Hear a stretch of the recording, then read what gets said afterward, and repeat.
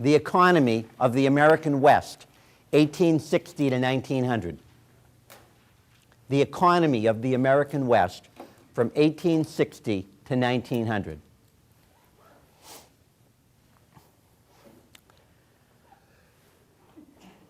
God bless you. It's interesting that it was the advancement into the West that, in a sense, brought on the Civil War. It's interesting that it was the West that, in a sense, brought on the Civil War. Good thick notes. It was the advancement into the West that brought on the Civil War.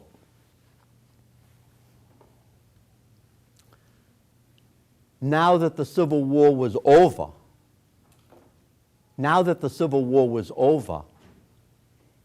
it was not only logical, but the nation had changed such that the West became a pivotal consideration. The West became a pivotal consideration when the war concluded. It was a pivotal consideration. The West,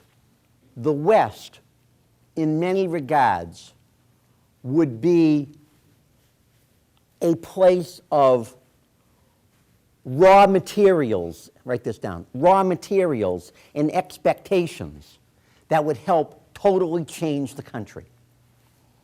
The West was a place of raw materials, not only raw materials, but expectations that would change the country.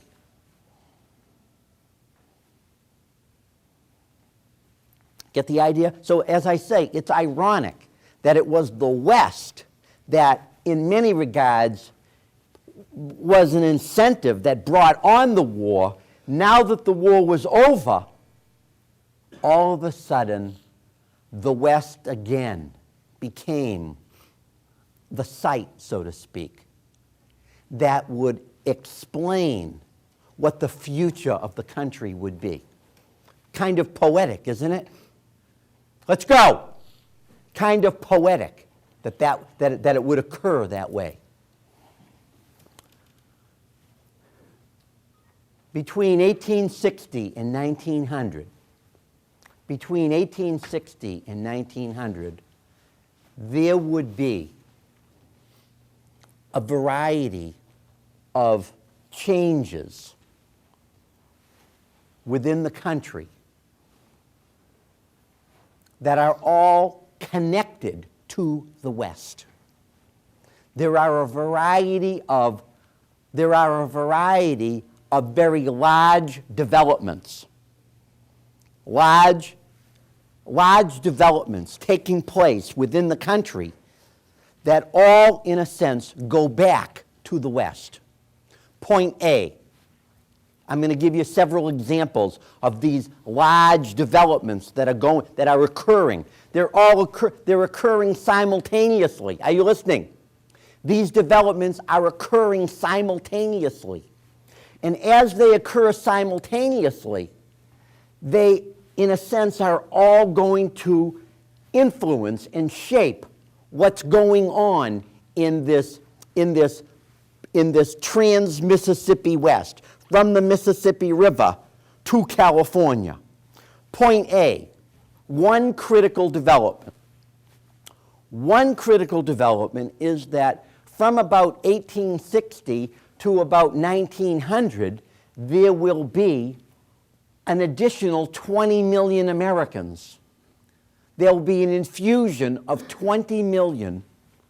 There'll be an infusion of 20 million new people to the United States. 20 million, put your hand down, 20 million individuals of first and second generation nature who will become part of the United States. For the most part, these 20 plus million people will be people who will be what I call, will be involved in what's called the second great wave of immigration. Write that down. These 20 million people are people connected to the idea of what's called the second great wave of immigration. These are the non-English speaking people. These are the people from Italy, from Russia, from Eastern Europe, from Greece. Write this down. The people from Greece, from Italy, from Eastern Europe, the Slavs, the Poles, the Russians, the Italians, the Jews. The second great wave of immigrants. The Italians, the Slavs, the Poles, the Russians, the Czechs, non-English speaking, most of whom are Catholic, with the exception of the Jews, of course. This second great wave of immigration, hits the East Coast of the United States. But the repercussions will be enormous. You get the idea? Just think on in an elemental way. All of these people have to eat. All of these people will be looking for cheap bread and cheap meat, which will all be rooted in that West. Do you get the idea? In addition to this second great wave of immigration, in addition to the people I've mentioned, ladies and gentlemen, in addition to the people from Eastern Europe and the Mediterranean, there'll be a migration of people from the Caribbean. Write this down. There'll be a Caribbean source of population. There will be a source of population from Mexico. These are not large populations, but nevertheless, they need to be considered in the mix. For the most part, the vast majority of the people who are coming at this particular time, as I say, are those people from Eastern Europe or the Mediterranean. And the other groups, the group from the Caribbean and people from Mexico, simply are rounding out this number. This development of all of these new people in the country, though, is a source that is going to transform the country. Questions on that? Go ahead, young lady. No, I don't have a question. I was just wondering what year. We're talking about 1860 to 1900. Go ahead. The Caribbean population. Yeah. Are we talking about the native people from the Caribbean, or are we talking about the Europeans that settled there? No, we're talking about black people from the Caribbean islands who have made a monumental decision. They have left they've left Cuba, they've left Barbados, they've left Grenada, they've gone to New York City, where they're looking for a job. This is a smaller group of population. They are targeting particular parts of the United States, urban areas in the United States. For example, if we looked at the Caribbean population of Boston from 1860 to 1900, we would see that would be a very, very tiny population. The blacks in Boston overwhelmingly are blacks who've had a historic connection to the city of Boston, sometimes called the Black Brahmins, or a small group of people, keep your mouth closed, who have migrated from the South to Boston, African American. So the Caribbean population in Boston would be tiny, tiny, tiny. However, if we look at Boston from, let's say, again, we'd have to move it up, not 1860, but maybe 1875 to 1900, we'd see that there is a definite beginning of a larger Italian population. More on that at another time, okay? We'd have a large Italian population. The Irish population had already been here. They would be the people who had come in the first great wave in the 1840s. They had lived through the Civil War. Now, this second great wave that comes to Boston, they are, as I say, they are part of this Eastern European flow. And there'll be a large Italian population, there'll be a large Jewish population, there'll be people who are, as I say, coming from that Eastern European Mediterranean area.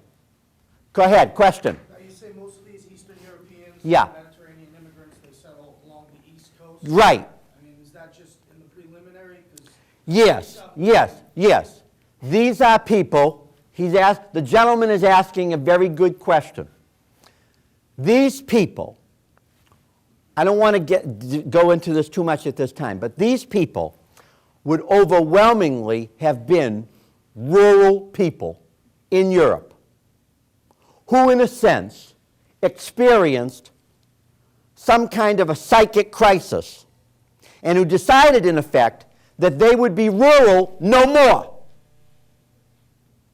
The Italians overwhelmingly come from southern Italy. They come to the New World, but they are not going to be rural people. They're going to be urban people. However, in effect, what we see is that there will be a push, and other people will begin to migrate out of, let us say, the East. It's ironic, for example, we normally don't pay attention to the state of Vermont. We don't give them much attention.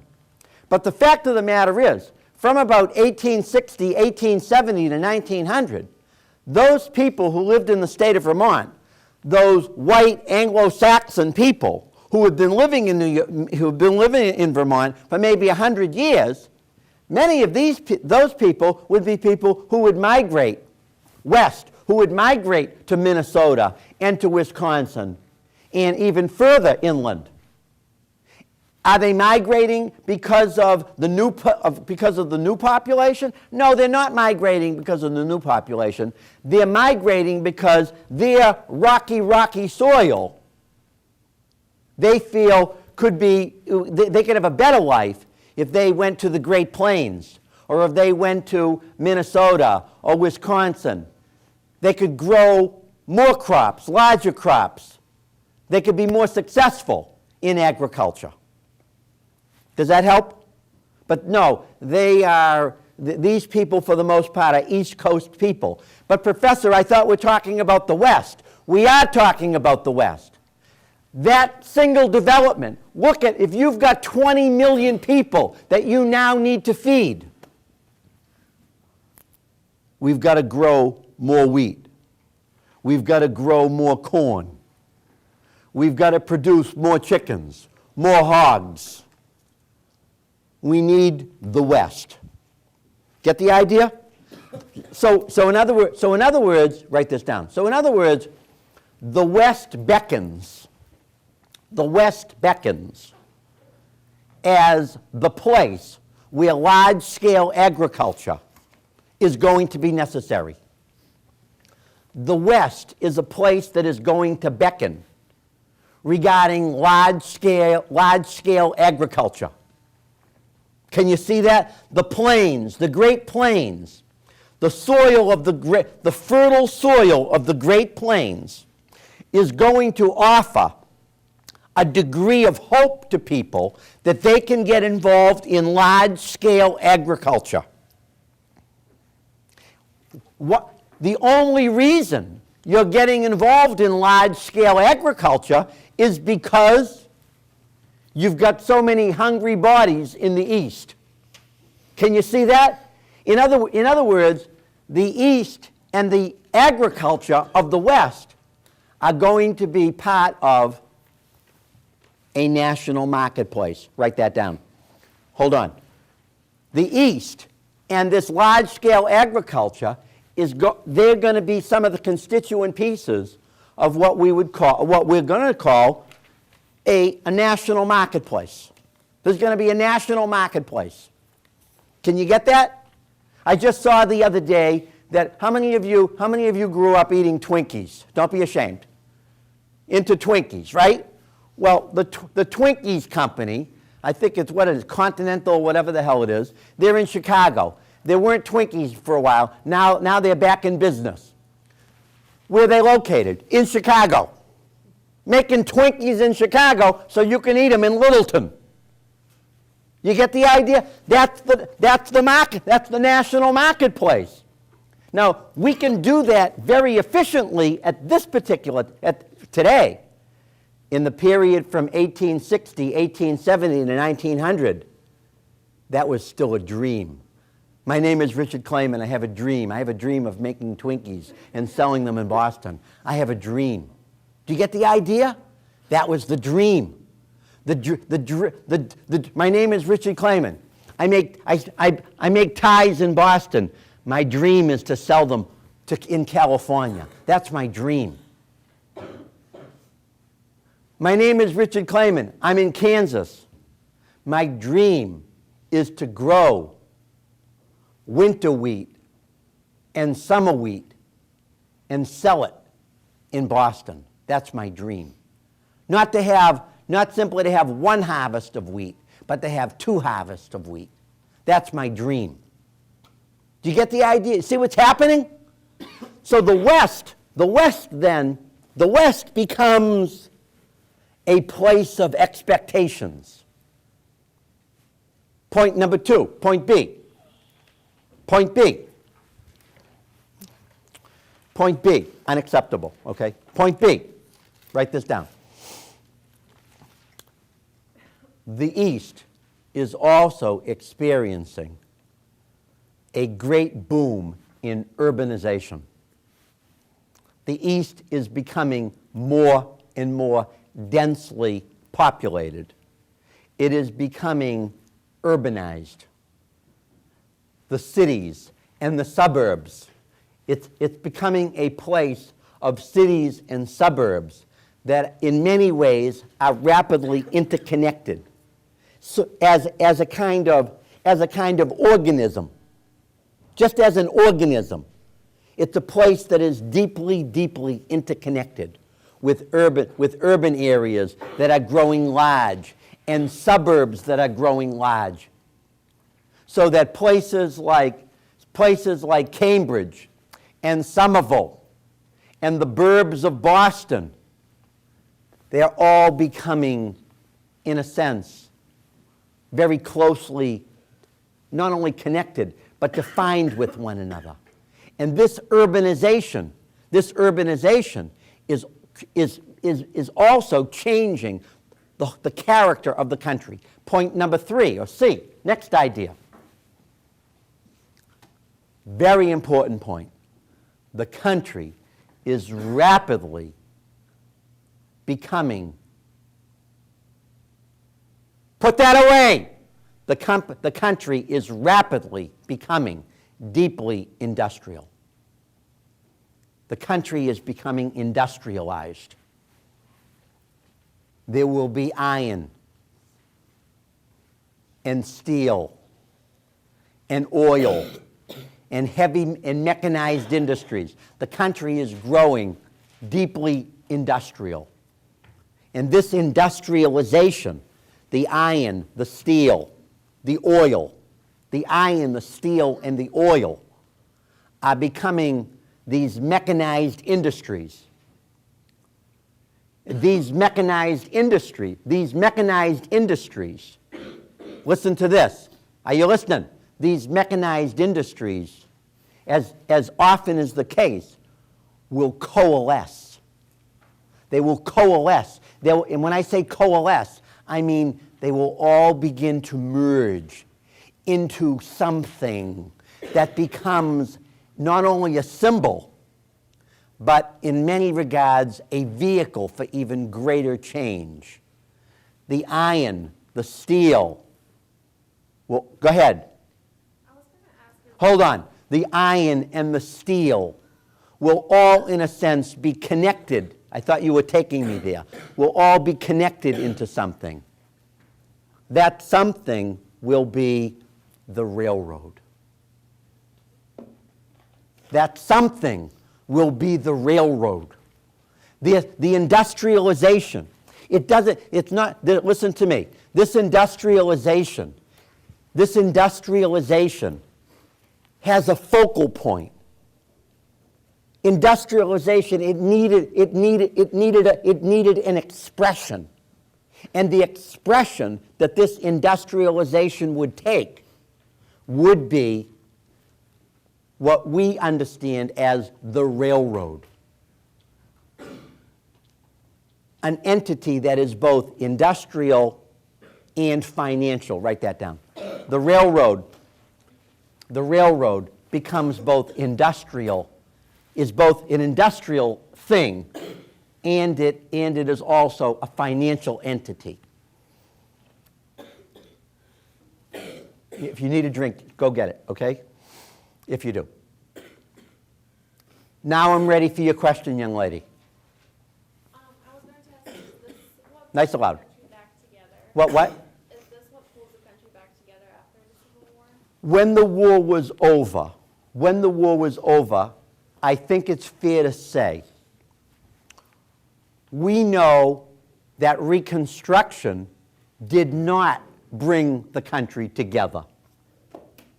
We know that Reconstruction, yes, provided a political unity to the country, but the country was not exactly unified from a social perspective because of all the disharmony associated with race relations. We assessed that. We went through that. But the ambitions of people, ladies and gentlemen, the ambitions of people, the ambitions for material gain, for material advancement, the dream of having more in life, that became a magic quantity in putting the country back together, in unifying the country. Materialism, listen to me, materialism was able to achieve what a social revolution could not achieve. Can you see that? And don't we see that in our current life? We can be, the mall might unify us. The mall is a source of unity. But I'm not exactly sure that there are all that many other sources of unity. Does that help you? So I think that's fair to say. People aspired for things. Things mattered. This is going to be a society that is a deeply materialistic society. Are you listening? This is a deeply materialistic society. And that's what we're going to see as a result of immigration, urbanization, industrialization. Those are threads, but they wouldn't make any sense. Those developments would not make much sense if there wasn't that big space out there, that big space that began, in a sense, to attract people, transform people, and create what I've called a national market. Do you get the idea? That's why when people look at the American West, you have to look at the West in a large scale, as well as looking at it in a more micro way. You've got to assess it from different perspectives. There's no need for the American West if America hadn't been so dramatically changing as a result of its material aspirations. People wanted more. Most of you, how many of your grandparents came to the United States in the 1870s, 1880s, or something like that? About that. That would be typical. By the way, that would be very historically typical of this particular area, of the greater Boston area.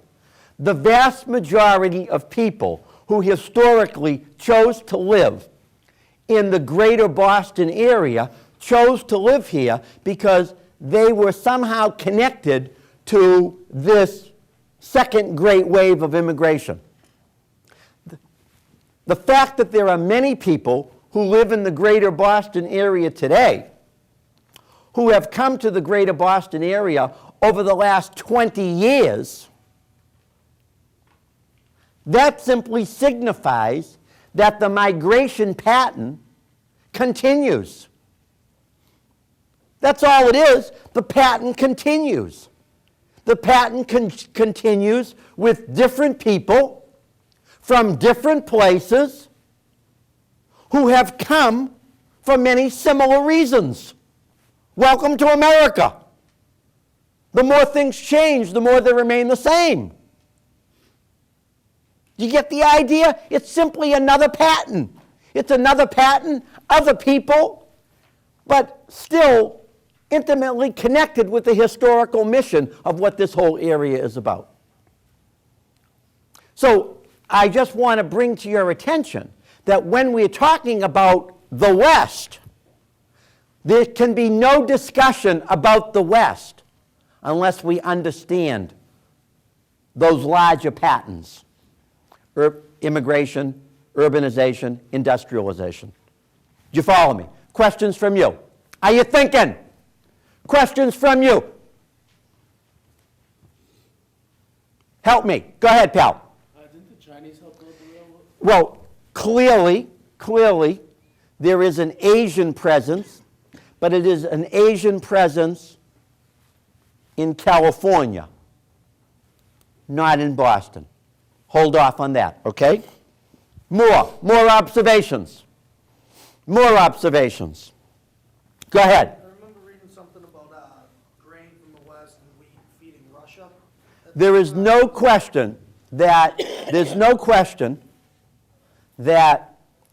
the productivity coming from the land is going to have export potential for the United States too. Is that door shut? Why can't I hear somebody? Go shut it. Go ahead. So that was more of an afterthought? No, not an afterthought. Not an afterthought. It's just that when you have great productivity, it would only be natural that there would be an opportunity to sell surplus grain. Okay? Not a big deal. Just another aspect of the geography. Go ahead. How does all this relate to America emerging as a world power? I mean, We're not there. Hold off. We're not there yet. Hold off. More observations. We just fought the Civil War. We just spent $15 billion. We've just buried 600,000 dead. We're in recovery. We've been traumatized by race. We're in recovery. And when we're in recovery, do people like to escape? Do people like to run away? My name is Richard Clayman. I live in Malden, Massachusetts. I can't wait to leave. Where are you going? Anywhere. Where? Out there. Somewhere out there. I'm going west. Maybe I'll go to California. Maybe I won't make it. Who cares? I'm out of here. The West is an escape valve and always has been an escape valve. It's a place for people to go to not just get away, but to better rediscover who they are. For people who are dissatisfied with who they were. Are we dissatisfied with who we are? We are frequently dissatisfied with who we are. We're frequently intrigued by trying to discover who we are. Because we realize something. We realize that we are never really one person. We are really always multiple people. We have multiple identities. And we're always intrigued by the idea of discovering those dimensions to who we happen to be. The more things change, the more they remain the same. The West is going to allow for that. So that, don't write this down. By about 1890, there'll be a college in Wisconsin, the University of Wisconsin, which had the status of Bunker Hill at that time, okay? Meaning it had no status, okay? At this place, at the University of Wisconsin, was a professor was a professor who wrote an article called The Significance of the Frontier in American History. Who's the author of that? Help me. Frederick Jackson Turner. Perhaps, don't write that down. One of the great names of history. He wrote an article, The Significance of the Frontier in American History. What is it about? It's about the idea that as people move, as you hit the frontier, as you go from one place to the other, you change. You change. You're never the same again. That you become independent, self-sufficient. You become reliant on yourself. Are you listening? That you become what we take to be American. How did you get that way? You think I got there? You think my mother made me this way? My mother didn't make me this way. I was made this way by experience. Just like you will be made a certain way as you maybe not hit the frontier, but as life goes on. How many of you have a dream of going to California? How many of you like to live someplace else? How many of you want to live someplace else? Wherever the hell it is. Elsewhere. How many of you are going to be here forever? Be in Boston forever? Maybe you will. I doubt it. I doubt it, because the name of the game is moving around. Maybe you move for a job. Maybe you move because you've been married 15 times. Whatever it is. You know, you've been married 15 times, you got 25 jobs. Welcome to America. That will work too. And as you move, you'll become a little different from what you were. That's what the West will do. I saw some hands. I'm sorry. I saw, go ahead. Didn't you have your hand up? No? No? Young lady? Come on. I was just going to ask, isn't Yeah. there still a lot of discrimination? Say it again. Isn't there still a lot Drink. of discrimination, especially with all of the new culture? Of course, there's complete discrimination. America is resplendent with discrimination. So that when these people come, yes, there'll be immense discrimination every step of the way. That'll be part. That's part and parcel of it. That'll be part of the dynamics.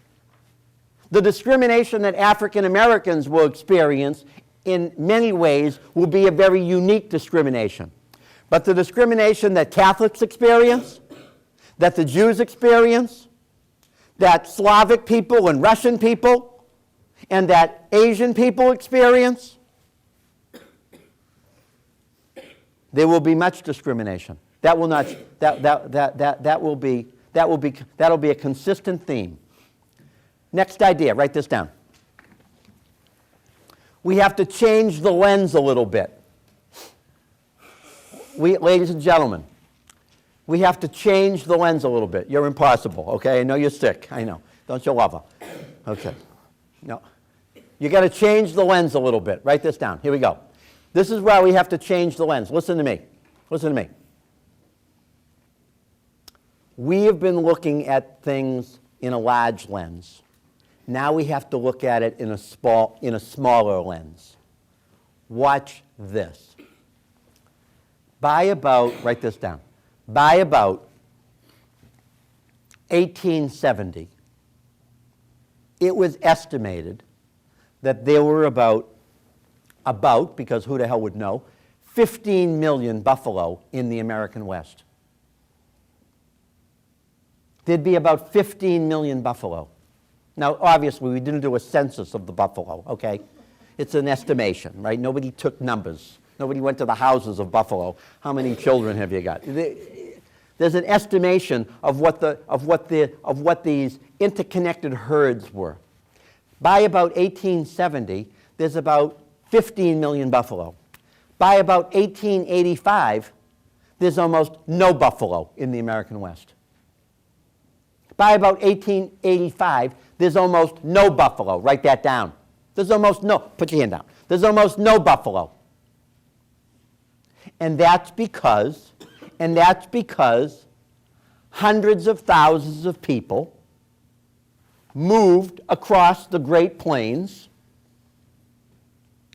that hunters and the railroad and others destroyed these creatures. That's part of the ecological, write this down, that's part of the ecological change that would occur. The West will experience enormous ecological change. Ecological change. Creatures will die. Creatures will disappear.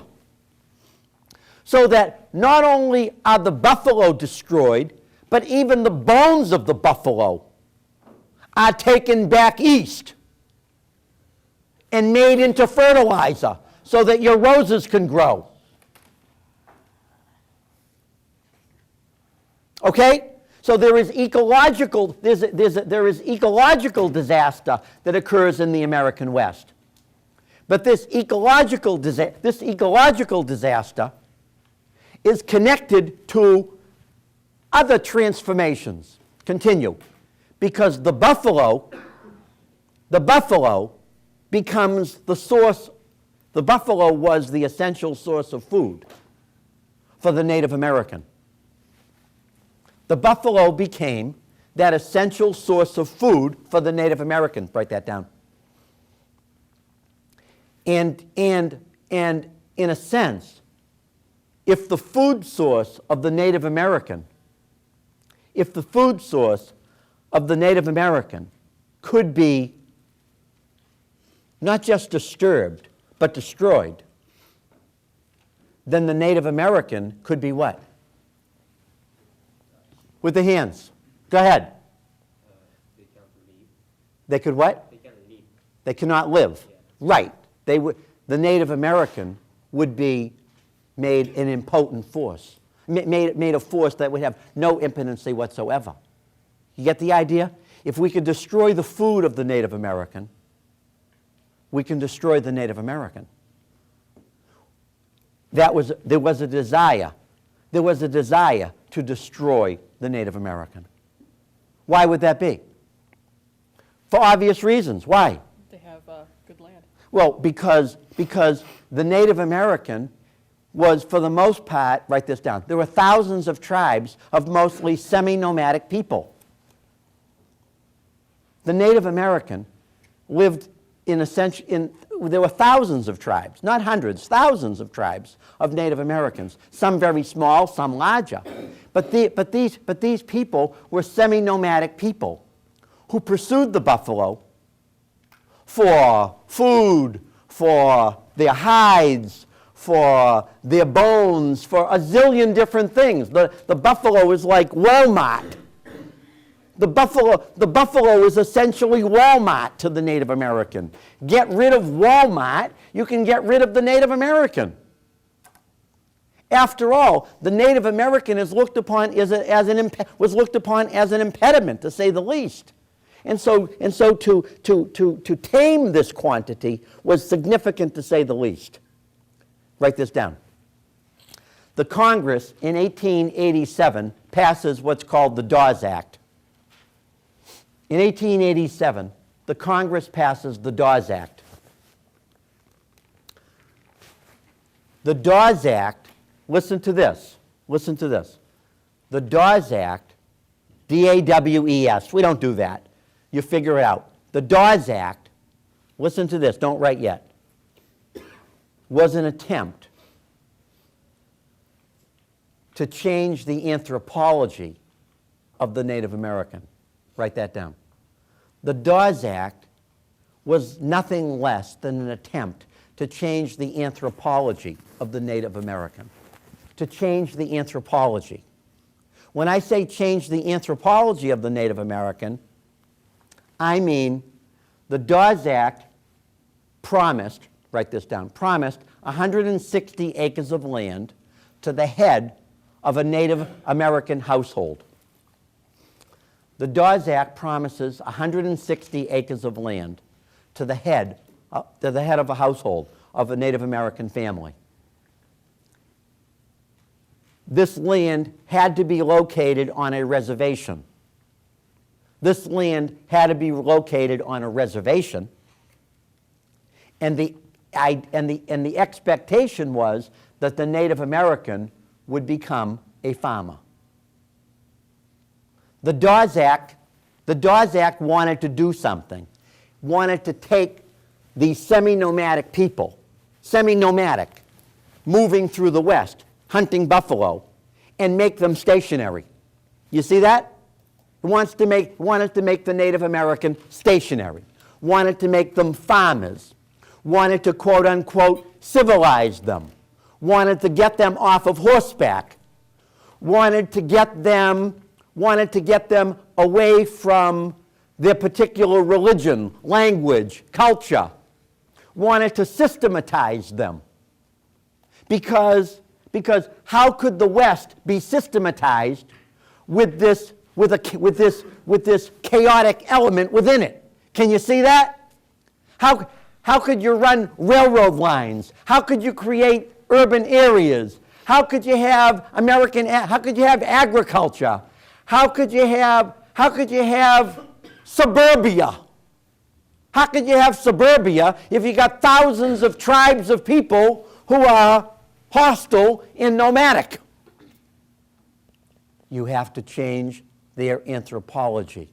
When I say their anthropology, you have to change how they perceive of life, how they perceive life.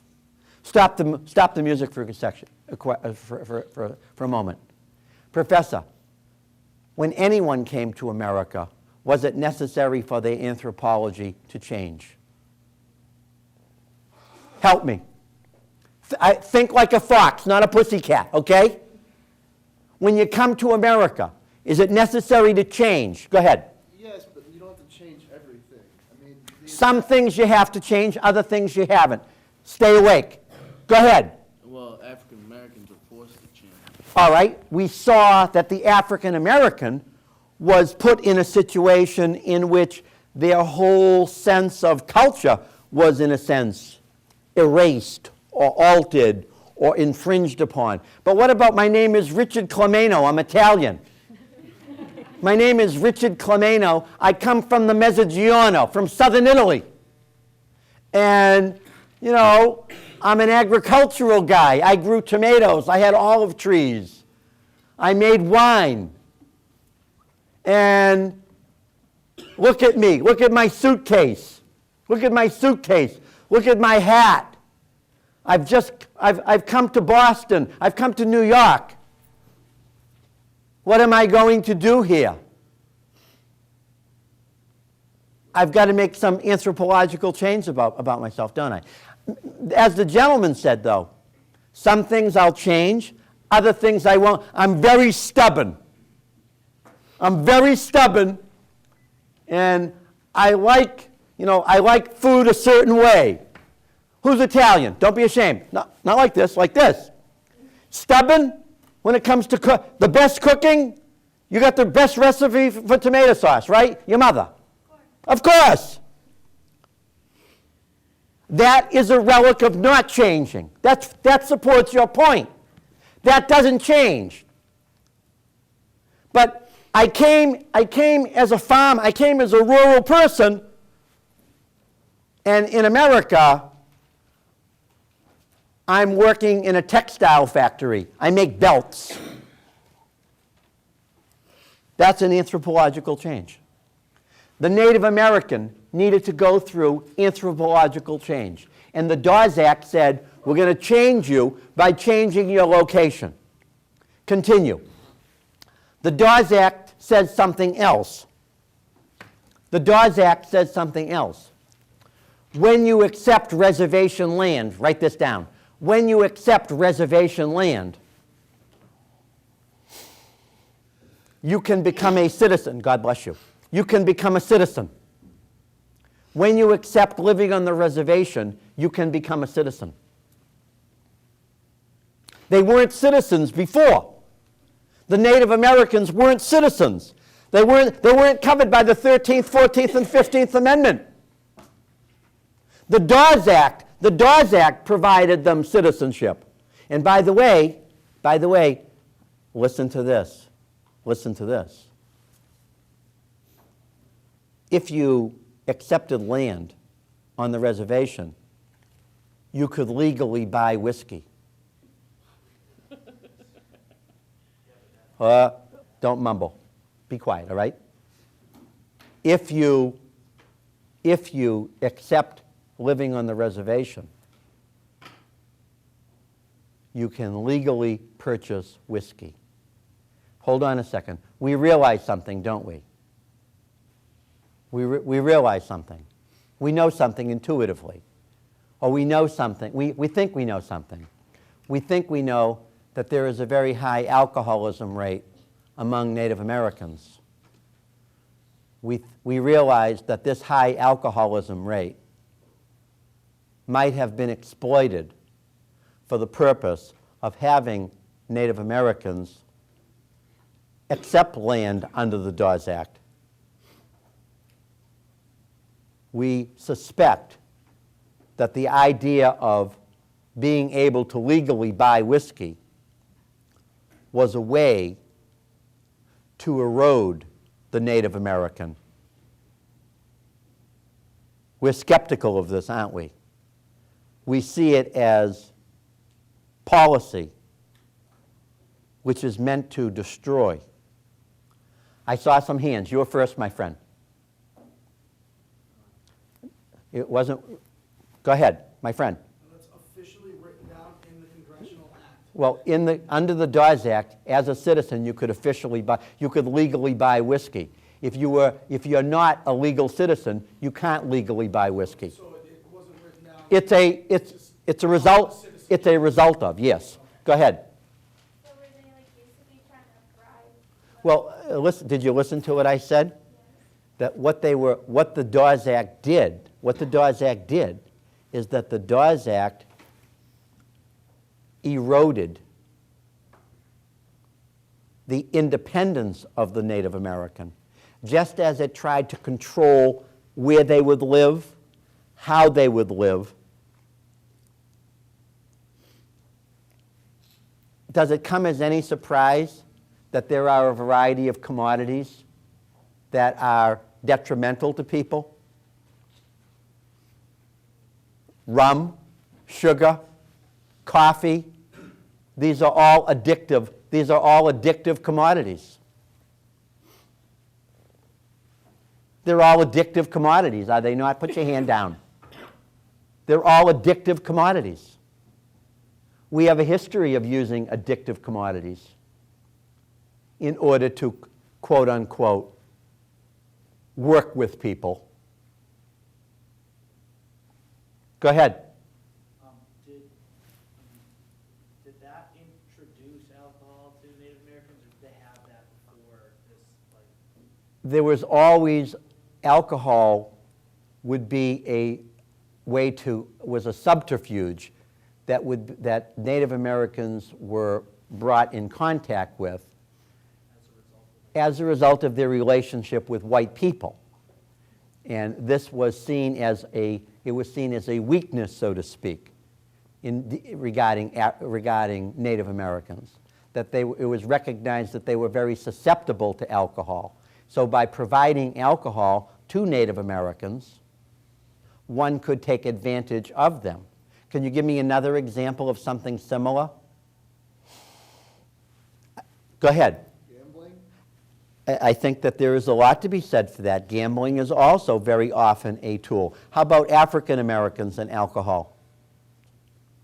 It would be very common in plantations that the master, if you will, would provide alcohol at one time or another for slaves. Because alcohol would be a mechanism for what we would call to control people. It's a mechanism of control. And cheap alcohol is, you could write a history of the world in regards to the effects of cheap alcohol upon people. Very common. Can you think of another example? Can you think of another product that has a debilitating quality upon people? 1, 2, go ahead. Tobacco? There's no question that tobacco has a debilitating quality. Go ahead. What else? But again, If we talk about rum, we're talking about sugar, aren't we? If we talk about crops, whether we're talking about corn, potatoes, wheat, when we take these products and we distill them, we've made cheap alcohol. We've made cheap liquor. And if we make cheap liquor plentiful, that can have a controlling influence on the life of people. Now, I suppose we could ask this question, Professor, is it true that Native Americans have a high alcoholism rate? How many of you have ever visited a reservation? Pretty disturbing, isn't it? If you've been to a reservation, you've seen deeply, deeply etched poverty. Well, I thought all people were alike. I thought that people were alike, and why should Native Americans have a high rate of alcoholism and other people, let us say, have less of a high rate of alcoholism? Well, because people are alike, but that doesn't mean that there aren't any differences, and that doesn't mean because of inbreeding, because of the nature of how genes operate, that some people can't be susceptible to one problem or another. Do African Americans have a particular proclivity for certain medical problems? Give me, what's the disease? Go ahead. What's the disease that go ahead. Sickle cell anemia. Sickle cell anemia. Do Jews have a particular proclivity for certain medical problems? They do. Pancreatic cancer. Pancreatic cancer is a very rare cancer, right? But pancreatic cancer is not a rare cancer among Ashkenazic Jews. What's an Ashkenazic Jew? That's a Jew from Eastern Europe. The Jews from Eastern Europe, they're one big family, so to speak. They're very different from the Jews who come from South America, or the Jews who come from Spain, or the Jews who come from Portugal. They're not Ashkenazic Jews, they're something else. What are they? Right, they're Sephardic Jews. Sephardic Jews do not have a high incidence of pancreatic cancer. Ashkenazic Jews do. Do the Irish have a high rate of alcoholism?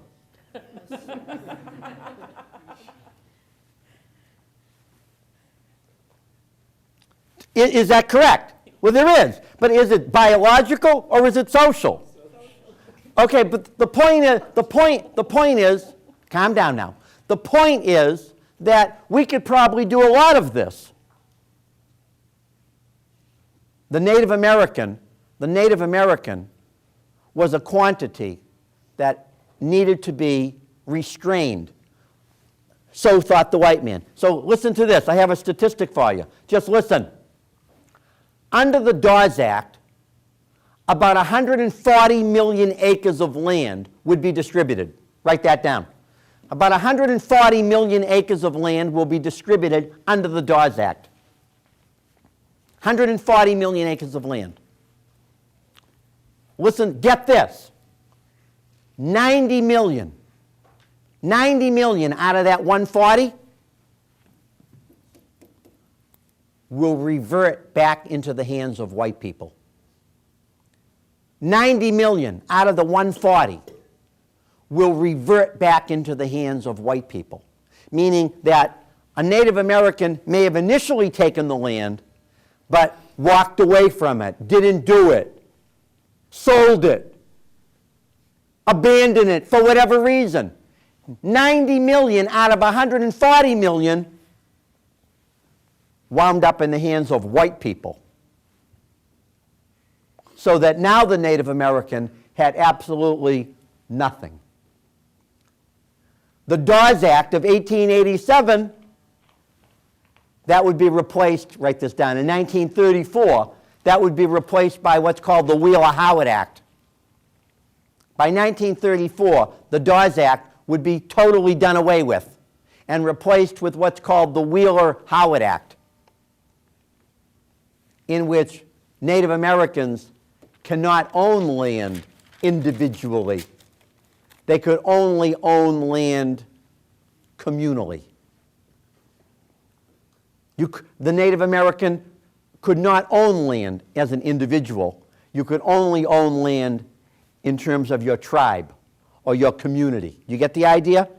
Because it was recognized that the anthropology of the Dawes Act was inadequate. Can you see that? We will continue this discussion. Oh, by the way, you're reading the material under week 4, I believe. There are 2 essays, one about the Sioux Indians and the other's about the winter of 1882, 83, something like that. 88? Thank you.